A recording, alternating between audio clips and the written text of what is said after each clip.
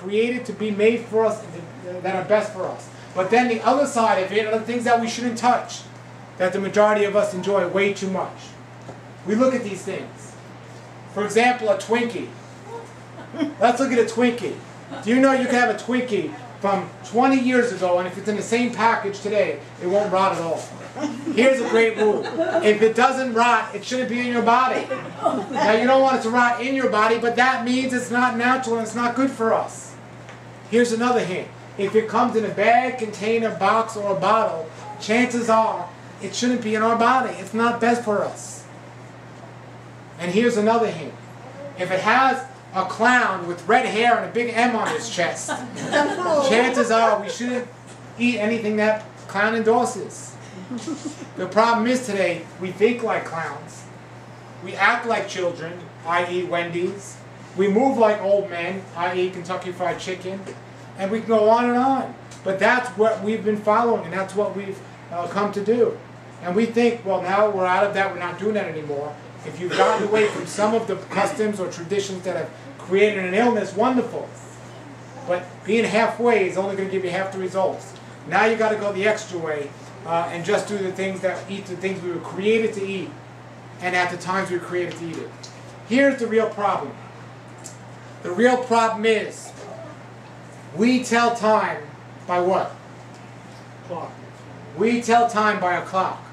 This is a problem. Now, if we have a business meeting to go to, or if we have a date to go to, or if we have to do something for our spouses, it's very good to be on time with the clock.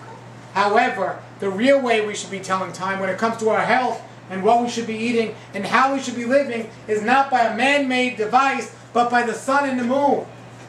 That's going to dictate and reveal to us what the best times to eat certain foods. That's right there what we need to do. You cannot be successful at a daylight diet by looking at a man-made clock.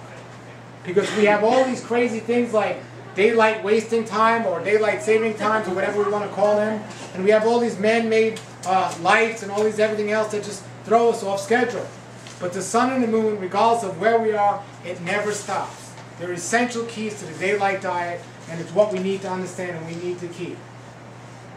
Now we're going to talk about the different environment of things and our different health level and so on, but understand how the sun and the moon dictate our environment. Not only do our moods change at nighttime, but our body changes on every level. But to give you a better example, let's look at a plant. If you take a plant that's in a certain environment and you take it out of an environment, it's going to die unless you do a very good job mimicking that natural environment. Now gardeners have created a way to create fluorescent lighting and rain at certain times and to try to keep it alive, and to a degree they do a certain good job. Here's another thing that you could take from the unnatural and natural. You take teeth, for example. Some people, because of their poor eating habits in the past, don't have teeth, but we can have artificial teeth. It's not going to do the ideal job, but it'll still do the job. However, the point is, the more you get away from its natural element or natural environment, the less your health is going to be, or the more your health is going to suffer.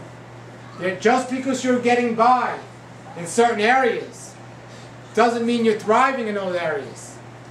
When it comes to diet and the times we eat, just because we have artificial light to keep it light so we can eat late at night doesn't mean, it's ideal for us. When you go to those cruise ships and you eat the midnight carnival, whatever they call it, buffet, which is another meal name, or Las Vegas, and you eat the all-night meals, just because you can get away with it doesn't mean that it's natural to the body. We have to understand what the time is telling us by the sun and the moon. So here's the key of the daylight diet. We have the sun and the moon, and we have all these signs. The number one thing important that we need to learn before we get into the actual state of the daylight diet is sleep. Is sleep. You need to sleep at the times we were designed to sleep to be healthy. You need to get to sleep and be awake at the right times. Now, what are those right times? I could tell you, the majority of people today are way off base. Because when the sun and the moon dictates what those times are, if we didn't have artificial light now, not too many of you will be listening to me in the dark. And you wouldn't be out eating right now either if there was no light. What would you be doing? Sleeping. You'd be sleeping. And when the light comes up and the sun comes out, you'd be up. And then you'd be inspired to start eating. And that would tell us when is the right time to do certain things. Now, I'm not suggesting that people can get to sleep when the sun goes down because of the world we live in today. However, we certainly have control of not eating 7, 8, 9, 10 o'clock at night when most people in the world are eating. And I could tell you, you'll do more to improve your health if you stop eating later at night when it's dark outside than you'll ever do by just eating raw foods or something else. Now, if you eat those raw foods in addition to eating at the right times, there's no better way to eat. And that's what we want to accomplish. I'm going to give you a simple program in a little while here, how to make that happen and to try it. And I'm sure if everyone here tries it, you'll feel better, you'll look better, you'll have more energy, and you're going to want to continue doing it. So we're going to go over those, but let's look at sleeping. The best thing that we can do is get to sleep before midnight. Before midnight. Now, again, before midnight on the so-called man-made clock. But we can use that to our advantage and say, okay, that's already several hours into the nighttime hour. But if you're up after midnight, you're starting getting on the other side of it when you start getting ready to wake up. So you want to get to sleep as many hours before midnight as possible. Tonight's an exception. Because I want you to be awake for about another half hour so we can finish this up. But really, being up late at night is not healthy. And guess what most people do when they're up late at night? Eat. You guys are real smart. You guys are very smart. They eat. We eat when we're up late at night. So what's the best way to stop late night eating? Sleep. Exactly. Get to sleep. Get to sleep. Now most people can't get to sleep late at night. Why? Because they say they're hungry. Or they're not full, or they're too full, or something. There's a direct connection between our sleeping habits and our eating habits. And if we get our sleeping habits correct, our eating habits will be a breeze in doing a day-like diet. It will be so easy. So we need to sleep before midnight. Now, the hours of how many hours we actually need for sleep will vary between every person, and there's many different factors.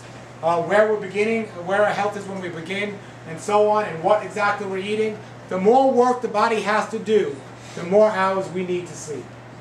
The more work our body needs to process and digest food, and the more often it has to do that, the more rest it's going to need to recuperate from that energy drain. So the less we need, the less what do we need? Sleep. Okay, with enthusiasm. The less we eat, the less what do we need? Sleep. Okay. I don't know. All right. So we need to make sure that we understand there's a connection between our sleeping times and our eating times.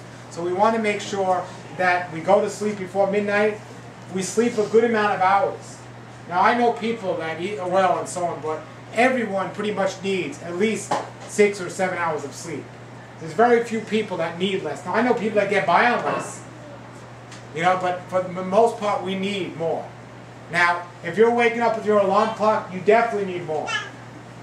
What people do today is they get stimulation to wake up by an alarm clock. They get stimulation to stay up with certain foods. Then they get stimulated to stay interested by watching certain things. And then they have the nerve to say they're not tired at nighttime, they can't sleep. Just to doing all these stimulating things.